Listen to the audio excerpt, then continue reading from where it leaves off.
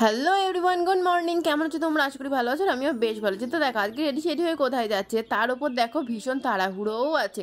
আর যাচ্ছি কি সেখানে এসেও গেছি, মানে তোমাদেরকে ভিডিও করে মানে এত সুন্দরভাবে যে দেখাবো সেই টাইমটুকুও পাইনি। তো দেখো ছুটতে ছুটতে এসেছি হচ্ছে রাম মন্দিরে। তো একটু ভেবেছিলাম পুজো দেবো, কিন্তু এতটাই দেরি হয়ে গেছিলো। দেখো দাদু খাবার জন্য বলছে তাড়াতাড়ি যাও তাড়াতাড়ি যাও। কী করবো বলো, পুজো দেওয়ার আগে খেয়ে নিতে হচ্ছে, কিছু করার নেই। এমনকি মন্দিরও বন্ধ হয়ে যাবে একটু পরে। তো চলো এখানে খাবার টিকিট আগে থেকেই কেটে নিতে হয়। পুরো ডিটেলসটা তোমরা ভালো করেই জানো যারা আমার ভ্লগ দেখে থাকো। আর যারা হয়তো নতুন বা প্রথমবার দেখছো তো তারা শুনে নাও, এখানে টিকিট কেটে রাখতে হয়। আর টিকিটের দাম নেয় হচ্ছে 60 টাকা।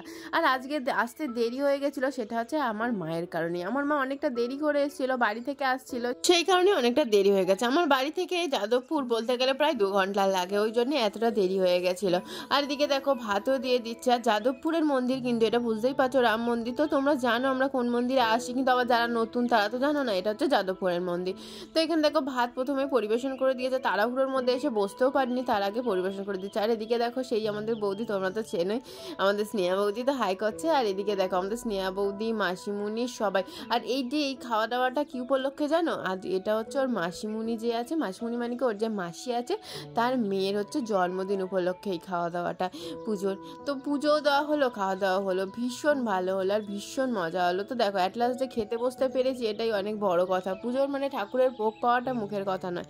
আর এদিকে দেখো এসে ভেবেছিলাম শুক্তো পাবো না, সেই নিয়ে আলোচনা করছিলাম মায়ের কাছে যে দেরি হয়ে গেছে, কিন্তু তারপর শুনলাম কিছুই দেরি হয়নি, শুক্তো করেইনি। আজকে করেছিল উচ্ছে দিয়ে ডাল। আর তার উপর দেখো এই উচ্ছেগুলো মাকে তুলে তুলে দিচ্ছিলাম। কি করা যাবে বলো, অনেকদিন বাদে মাকে পেয়েছি। মানে আমার এঠো তো আর শ্বশুরবাড়ির কাউকে কখনো এরকমভাবে তুলে তুলে দেওয়া যায় না। আজকে মাকে পেয়েছি, মায়ের পাতে তুলে দিচ্ছি, তাই তোমাদেরকে দেখাচ্ছিলাম। কারণ মায়ের সঙ্গে ছেলে মেয়েদের একটা আলাদাই সম্পর্ক, এগুলো তো আর সবার সঙ্গে করা যায় না, তাই না? তো তারপরে দেখো খেতে বসে গেছি আর খেয়েও নিয়েছি। আর তারপরেই দেখো আমি তো বিশ্বাসই করতে পারছিলাম না এটা ঘটবে। ভাত, পটল দোরমা, ডাল, এত ভালো ভালো খাবারের পরে আবার পোলাও। আবার পোলাওয়ের সাথে কি ছিল জানো? এই দেখো পাতে পড়লেই বুঝতে পারবে কি ছিল। সেইটা হচ্ছে পনির আলুর তরকারি। বাপরে বাপ, আমি তো প্রথমে ভাবতেই পারিনি। মানে ভাত দেওয়ার পরে আবার পোলাও, মানে সত্যি জন্মদিনের খাওয়া বলে জন্মদিনের খাওয়া হয়ে গেল। তো মানে এত ভালো হয়েও ছিল, আর এটা অতটা অবিশ্বাস্যকর ছিল ভাবাই যাচ্ছিল না। আর এই পোলাওটার মানে ভাত পোলাও এটা কিন্তু রোজ কিন্তু হয় না, যেরকম আমরা কিন্তু কোনো দিন পাইনি আগে যতবার খেতে গেছি। যতবার কি কতবার খেতে আসি তোমরা তো জানোই, প্রায় মাসে মনে হয় একবার হলেও মিনিমাম আসি এখানে। তো এখানেই প্রথমবার পেলাম। আর শুনলাম এটা নাকি বুধ শনি আর মঙ্গলবার করেই, সরি বুধ বুধ মঙ্গল আর শনি, হ্যাঁ ঠিকই বলেছি, বুধ মঙ্গল আর শনিবার করেই এখানে দেওয়া হয়, আর অন্য কোনো সময় কিন্তু এটা দেওয়া হয় না।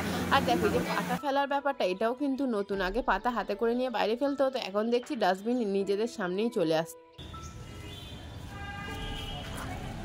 একবার বাঁশি বাজান কেন? তো খাওয়া হয়ে হাত ধুতে না ধুতে তোমাদেরকে মন্দিরটা দেখাবো বলে ভাবলাম, তার মধ্যেই আমাদের বাঁশি বাজিয়ে বার করে দিচ্ছিল। তো আমি দাদাটাকে মজা করে বললাম কই দেখে এবার বাঁশি বাজান দেখে, আমাকে কেমন করে বলছিলেন বার করে দেবেন বার করে দেবেন।